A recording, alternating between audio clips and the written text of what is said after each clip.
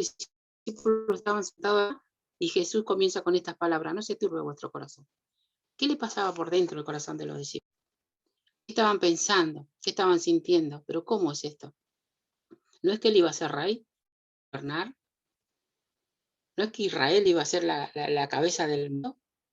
Entonces, como parece en ese momento que todo se derrumba, que todo se viene abajo. Así Jesús le va a decir: no se turbe vuestro corazón. Creéis en Dios, creed también en mí. Entonces le vas a hablar de la casa del Padre, lo va a llevar más allá de este mundo terrenal y le va a abrir un camino para que puedan entender que el hombre es un ser temporal, que pasamos por este mundo y que un día la eternidad nos espera. Y entonces allí él les va a hablar de una casa, de un padre, de una familia, de una relación, padre e hijo, hijo a padre. Y así es como llegamos al momento cuando Felipe, o Tomás, mejor dicho, en el verso número 4, le dice, Tomás le dice en el verso 5, Señor, no sabemos a dónde vas, ¿cómo pues podemos saber el camino? Entonces Jesús así va a responder con este versículo que es tan conocido y que yo creo que después de Juan 3:16, este es uno de los textos más que ha trascendido, ¿no? Que se ha compartido, que se conoce de memoria. Él le dijo: yo soy el verdad y la vida, nadie viene al Padre si no es por mí. Él le había hablado de la casa del Padre, una casa eterna.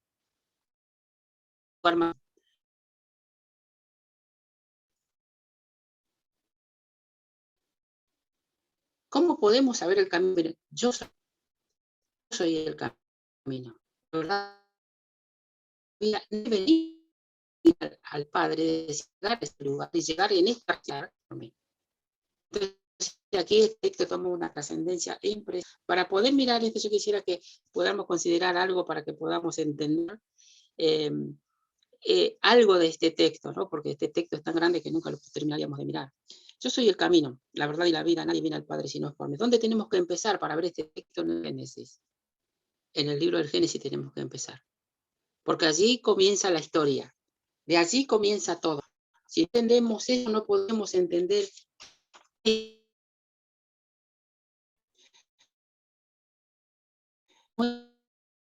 la vida del hombre, el momento cuando Eva es tentada, come, y dice Génesis 3, 23 y 24, y lo sacó Jehová del huerto de Edén para que labrase la tierra de que fue tomado. Echó pues fuera al hombre, puso al oriente del huerto de Edén querubines y una espada encendida que se revolvía por todos lados para guardar el camino del árbol de la vida.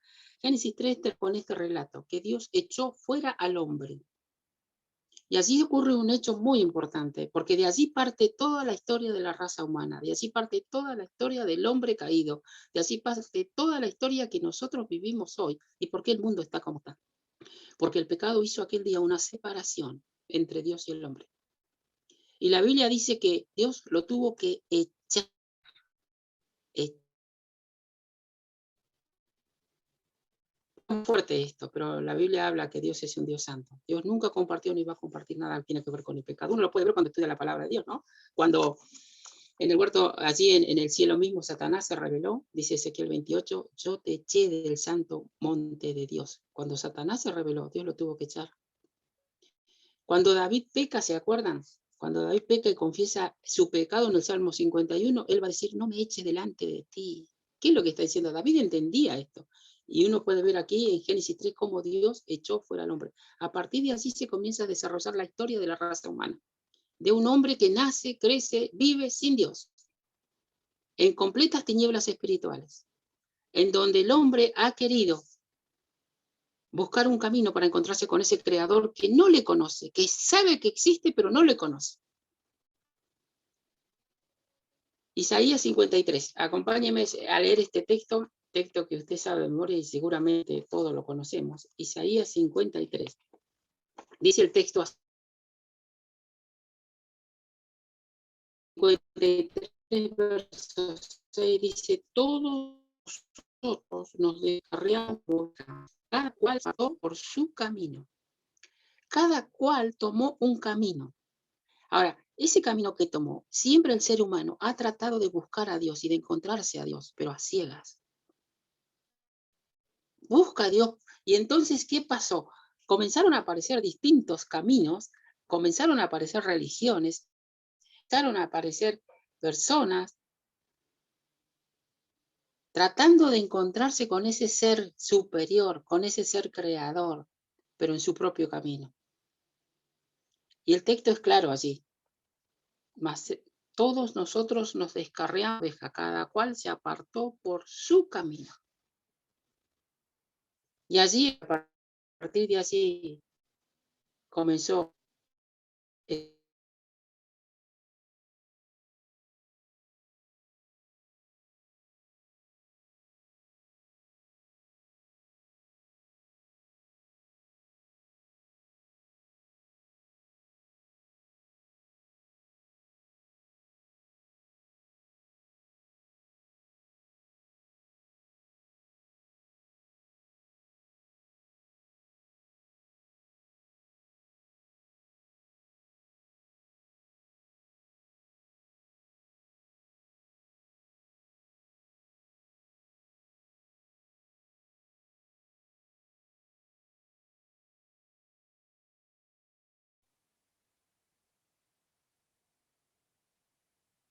Bueno, se le ha cortado nuevamente. Esperamos un momentito a ver que se reconecte Lalo.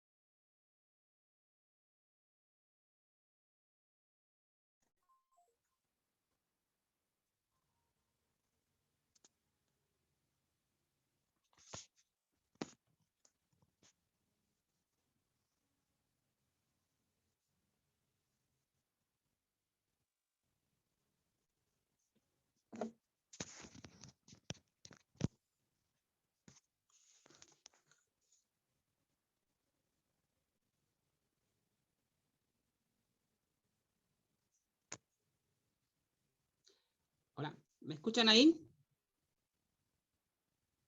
Perfecto. Bueno, ahora sí, voy a apagar la cámara para que tengamos más fuerza, ¿sí?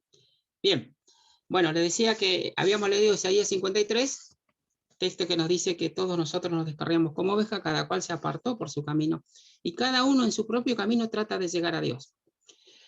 Y como le decía, hay muchas religiones en el mundo que tratan de llevar a los hombres a Dios. Hay hombres que tratan de hacer las mejores cosas para llegar a Dios. Hay hombres que creen que portándose bien van a llegar a Dios. No quiere decir que portándose está mal portarse bien, está bien. El tema es que ninguna de esas cosas pueden hacer que nosotros nos acerquemos a Dios. Nadie puede acercarse a Dios que no sea de otra manera. Entonces Jesús le va a decir, yo soy el camino. Yo soy el camino. ¿Y por qué era importante que entender que Él era el camino? Porque si un hombre quiere encontrarse con Dios, se va a encontrar, como allí en el libro de Génesis 3, vimos allí hay un simbolismo muy interesante y muy importante, porque la Biblia dice allí en Génesis 3 que Dios le echó fuera del huerto del Edén y puso querubines con una espada encendida. Ahora interesante mirar este gráfico, esta ilustración que pone allí, porque allí hay un querubín con una espada encendida, símbolo de justicia. La espada es símbolo de justicia. Es decir, que si un hombre pecador quiere acercarse, pasar ese camino para encontrarse con el Dios Santo, la justicia de Dios lo aniquila, porque todos hemos pecado, porque todos hemos transgredido la ley de Dios. Y la ley dice la paga del pecado es muerte.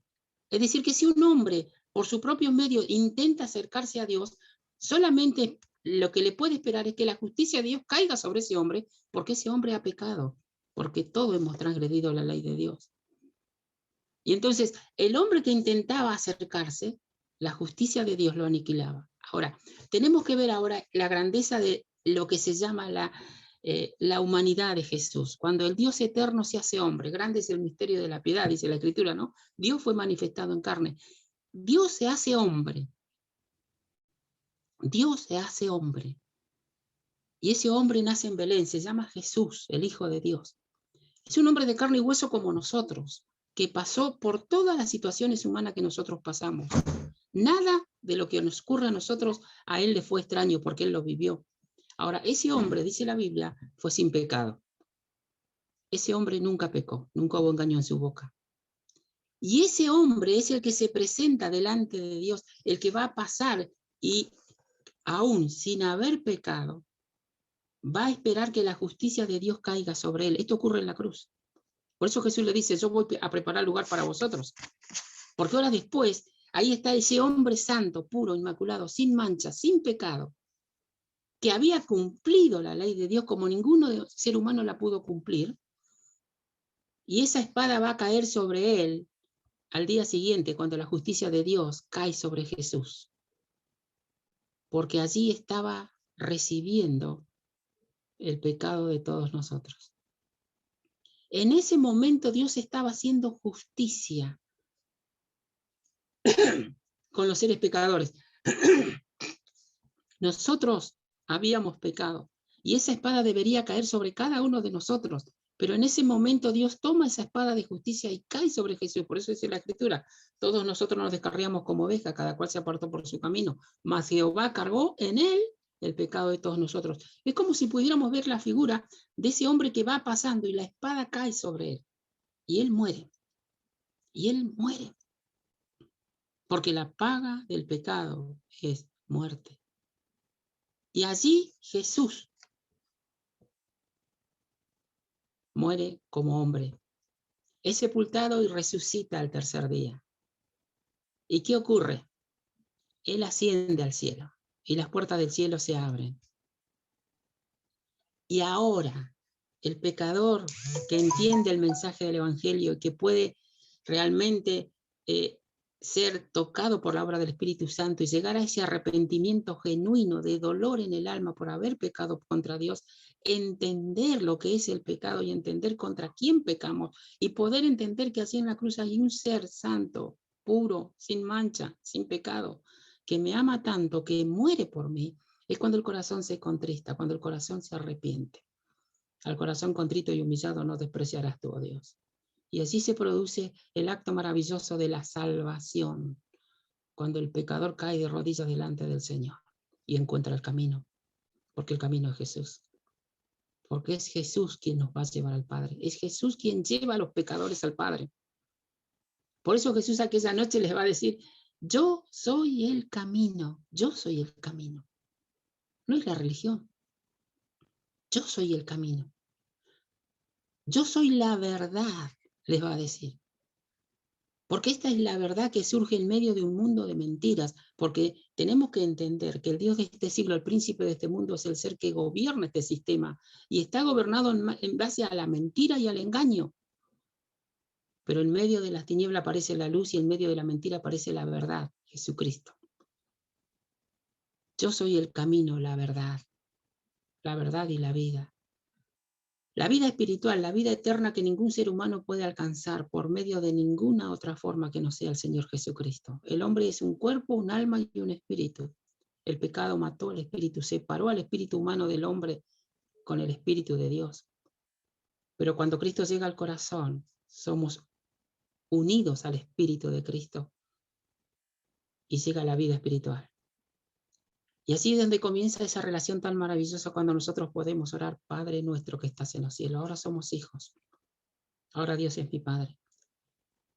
Y el camino siempre sigue siendo, y el camino siempre va a ser Jesús, siempre.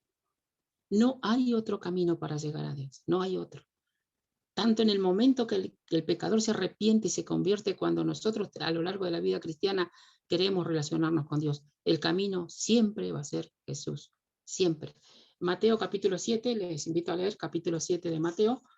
Algunas cositas vamos a mirar. Capítulo número 7 de Mateo, Jesús está hablando así en el Sermón de la Montaña. Y él va a decir estas palabras cuando ya casi está cerrando el sermón. Capítulo 7, versos 13 y 14, dice así: entrad por la puerta estrecha, porque ancha es la puerta y espacioso el camino que lleva a la perdición. Y muchos son los que entran por ella. Porque estrecha es la puerta y angosto el camino que lleva a la vida, y pocos son los que la hallan. Jesús habla de 2 puertas, 2 caminos. Jesús habla de la puerta ancha, de la puerta que es espaciosa, que es la puerta donde no hay ley, no hay Dios, donde Dios y su palabra quedan afuera, donde yo decido qué hacer, si está bien o está mal. Es el camino ancho donde todos queremos andar. Nuestra carne, nuestro hombre viejo, ese camino le encanta. Pero dice el texto, mucho espacioso es el camino que lleva a la perdición. Ese camino lleva a una perdición. Y el texto dice, muchos son los que entran por ella. Son muchos. Verso 14 dice, porque estrecha es la puerta y angosto el camino que lleva a la vida, y pocos son los que lo pasan. Pero hay un camino que lleva a la vida. Es esa puerta estrecha. Es el camino donde solamente está el Señor y su palabra, la verdad es la palabra de Dios. Y ese es el camino que lleva a la vida. Es algo parecido a lo que Dios le dijo a Israel en el Antiguo Testamento. Libro de Deuteronomio, capítulo número 30. Leemos libro de Deuteronomio, capítulo 30. Dice así la Escritura. Es muy similar cuando uno compara los mandamientos, ¿no? Deuteronomio 30 dice así, verso 19. A los cielos y a la tierra llamo por testigo hoy contra vosotros, que os he puesto delante la vida y la muerte, la bendición y la maldición. Escoge pues la vida para que vivas, tú y tu descendencia. Dios le dice al pueblo y Dios le dice al hombre, he puesto delante de ti la vida y la muerte, la bendición y la maldición. Y luego le da un consejo, porque Dios no decide por nosotros. Dios no decide por mí, no decide por mi esposa, por mis hijos, por mi vecino, por mi sobrino. Dios no decide por nadie. Yo decido. Entonces Dios le dice, escoge. Escoge. Deuteronomio 30, 19. A los cielos y a la tierra llamo por testigos hoy contra vosotros, que os he puesto delante la vida y la muerte, la bendición y la maldición. Escoge pues la vida. Escoge. Jesús en Mateo 7 dice, entrad por la puerta estrecha, porque es el camino que lleva a la vida. Jesús es el camino. Él le dijo, yo soy el camino, la verdad y la vida. Libro de Carta a los Hebreos, capítulo número 10, Carta a los Hebreos, capítulo número 10, leemos. Dice así.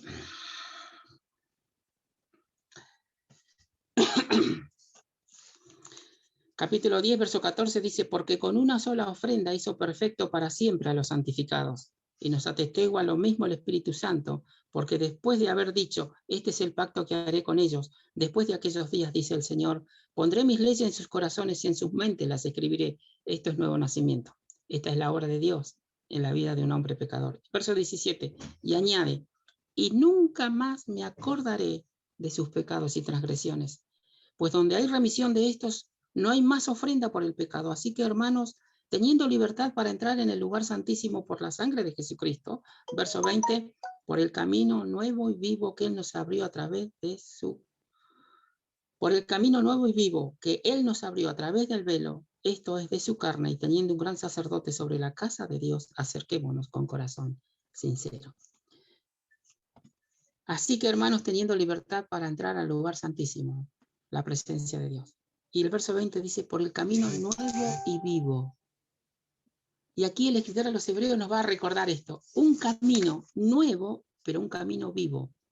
Porque cuando uno mira el relato del Antiguo Testamento, cuando en el libro del Levítico se describe cómo el sacerdote podía entrar al lugar santísimo, tenía que seguir un camino. El altar, el animal, el sacrificio, la sangre, el lugar santo, y con todos los detalles que la ley decía, podía penetrar velo adentro y encontrarse con ese Dios santo, y esa sangre impedía que la ira de Dios caiga sobre él.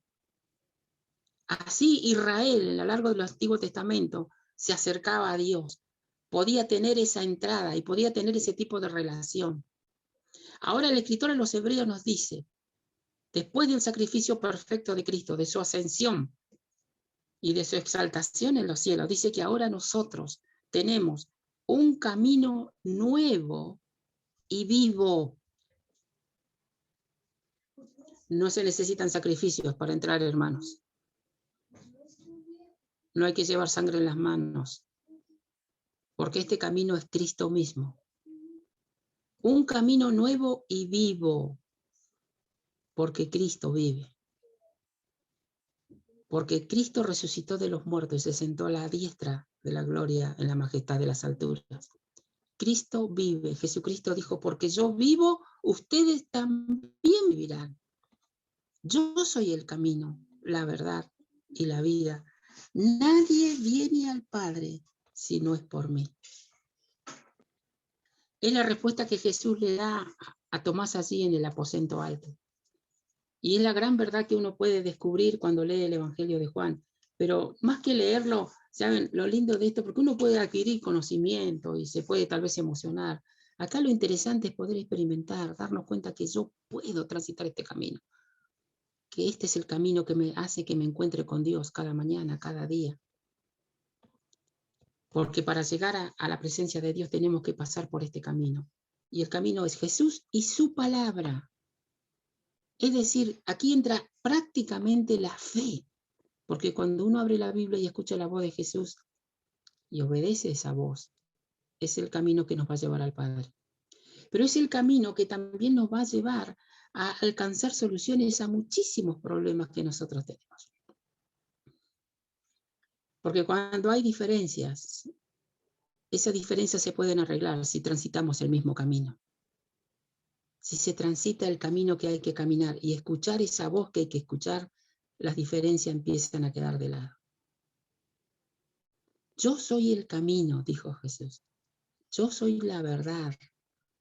Yo soy la vida. Y volvemos a Juan, capítulo 14. Por favor, San Juan, capítulo 14.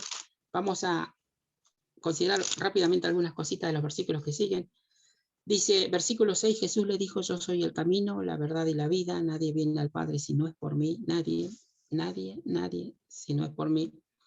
Si me conocieses, también a mi Padre conocerías, y desde ahora le conocéis y le habéis visto. Felipe le dijo, Señor, muéstranos el Padre y nos basta. Jesús le dijo, tanto tiempo hace que estoy con vosotros y no me has conocido, Felipe. El que me ha visto a mí ha visto al Padre. ¿Cómo pues, dice tú, muéstranos el Padre? ¿No crees que yo soy en el Padre y el Padre en mí? Las palabras que yo os hablo, no las hablo por mi propia cuenta, sino que el Padre que mora en mí, Él hace las obras. Creedme que yo soy en el Padre y el Padre en mí, de otra manera creedme por las mismas obras. Llega el momento en que Jesús le dice, si me conociese, también a mi Padre conocería.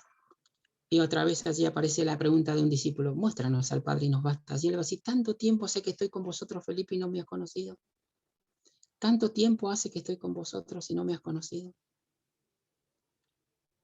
¿No crees que yo soy Dios? Que estoy en el Padre y el Padre en mí, que somos uno. Punto número 1. Cuando empezamos a transitar este camino, comenzamos a conocer a Dios. No hay manera de conocer a Dios si no transitamos este camino. Es imposible conocer a Dios. Puedo conocer mucho de Dios, porque podemos leer la Biblia en un año. Puedo conocer mucho de Dios, pero la diferencia está en conocer a Dios. Es lo que Jesús está enfatizando acá. Conocer a Dios. Y este es el camino que me lleva a mí a conocer a Dios, porque saben una cosa, esto es grandioso. Cuando uno conoce a Dios, se va conociendo a uno mismo. Cada vez que conocemos a Dios, nos conocemos muy adentro lo que somos nosotros. Y eso nos lleva a caer de rodillas delante de los pies del Señor. ¿Cómo el Señor puede amar a un pecador como yo? ¿Cómo el Señor, sabiendo lo que soy, extiende su gracia, su misericordia y su amor constante cada día? Porque a veces nosotros nos engañamos. Engañoso es el corazón del hombre. A veces nos llegamos a creer que somos buenos o que somos algo bueno o que no somos tan malos. Ahora, la Biblia no dice eso. Cristo no fue a la cruz porque no somos tan malos. La Biblia dice otra cosa. Y cuando uno transita este camino, nos comenzamos a conocer a nosotros mismos. Y esto sabe que nos hace mucho bien porque esto nos humilla y aprendemos humildad. Y allí donde la gracia de Dios se derrama, porque la gracia de Dios es para los humildes. Tanto tiempo hace que estoy con vosotros, Felipe, y no me has conocido. Es que a veces por ahí no conviene conocer a Dios porque nos vamos a conocer a nosotros mismos y a veces no nos gusta conocernos a nosotros mismos, porque si hay algo que Dios nos va a decir es la verdad. Y esto es maravilloso porque la verdad es lo único que hace que la mentira puede salir o ser librado de un engaño. La verdad. Y luego el Señor les va a decir algo que, dos textos, 12, 13 y 14, donde se ha malinterpretado muchísimo esto. Dice el versículo 12, de cierto os digo que el que cree en mí, las obras que yo hago, él las hará también, y aún mayores las hará, porque yo voy al Padre. Cuando se lee este texto a primera instancia, dice, bueno, de cierto os digo, el que cree en mí, es decir, yo soy creyente, creo en el Señor, soy salvo, sí. De cierto os digo, el que en mí cree, las obras que yo hago, él las hará también, y aún mayores las hará, porque yo voy al Padre. Entonces, ¿en qué piensa enseguida la mente humana? Entonces yo puedo hacer los milagros que hizo Jesús. Pero no está hablando de esto Jesús acá. Es lo primero que a veces se trata de creer o interpretar. Entonces hay muchos que han interpretado tomando que si Jesús dijo esto, nosotros podemos hacer cosas extravagantes. Pero Jesús no estaba hablando de eso. Jesús estaba hablando de hacer algo, dar a conocer al Padre, porque ese fue su ministerio, dar a conocer a Dios. ¿Y nosotros cómo podemos dar a conocer a Dios a otros? Haciendo la tarea que Él mismo nos dejó, ir por todo el mundo y predicar el Evangelio. Es decir, aquí entramos en una tarea práctica de la responsabilidad que tenemos de compartir con el que está al lado mío este mensaje de salvación, que hay un camino para llegar a Dios, que hay un solo camino para llegar a Dios.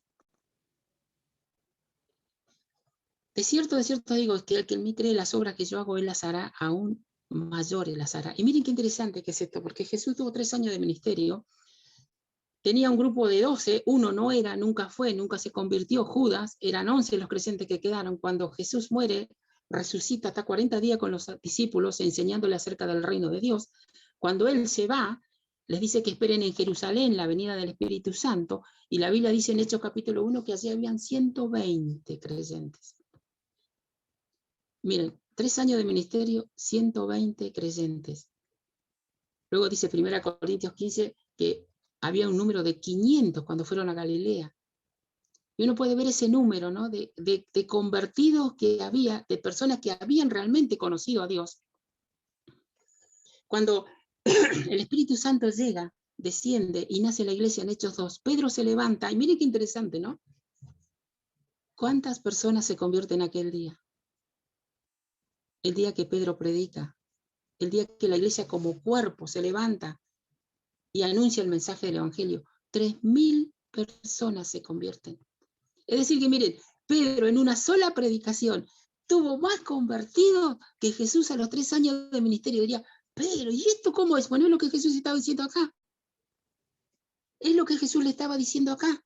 Capítulo 14, de cierto os digo, el que en mí cree las obras que yo hago, él las hará también, y aún mayores las hará, porque yo voy al Padre.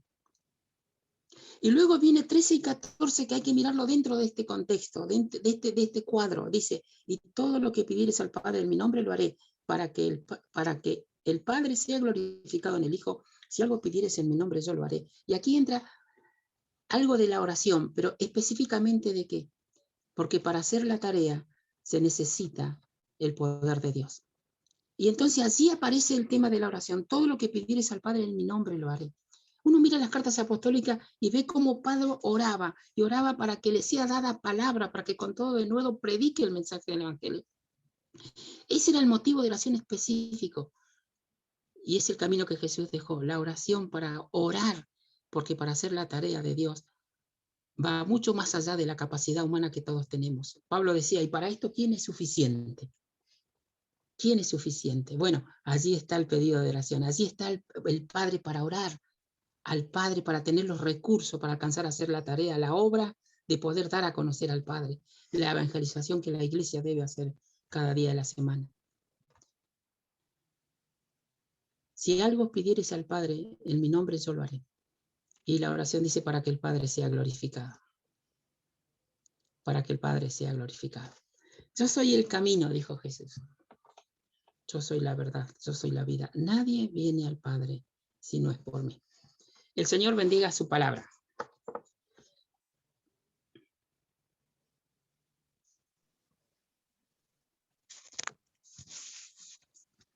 Muy bien, muchas gracias, Lalo.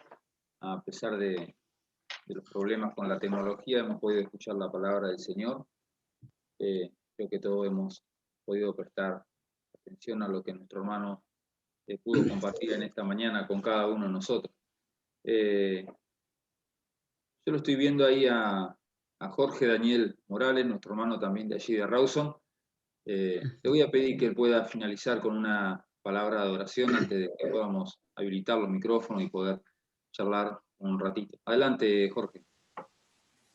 Muy buenos días, un gran saludo a los hermanos de la Iglesia del Señor allí en Madrid y gracias por permitirme ingresar y poder compartir la palabra del Señor y gracias a Lalo que me ha invitado. Oramos.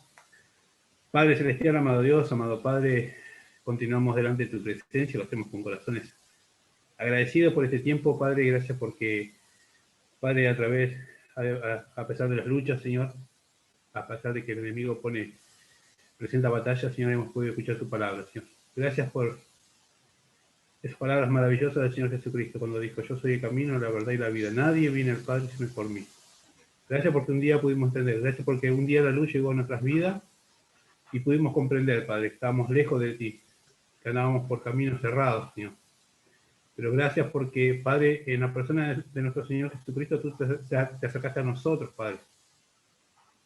Gracias, Padre, porque tu grande amor, tu misericordia se derramó en cada uno de nosotros y pudimos entender. Y esa luz nos iluminó, pudimos ver cuán lejos estamos de ti. Pudimos ver nuestra condición pecaminosa, Padre. No había nada en nosotros que pudiéramos hacer. Pero gracias, Padre, porque un día esa espada cayó sobre la persona de nuestro amado Salvador, nuestro Señor Jesucristo. Gracias porque Él pagó lo que nosotros jamás podíamos pagar.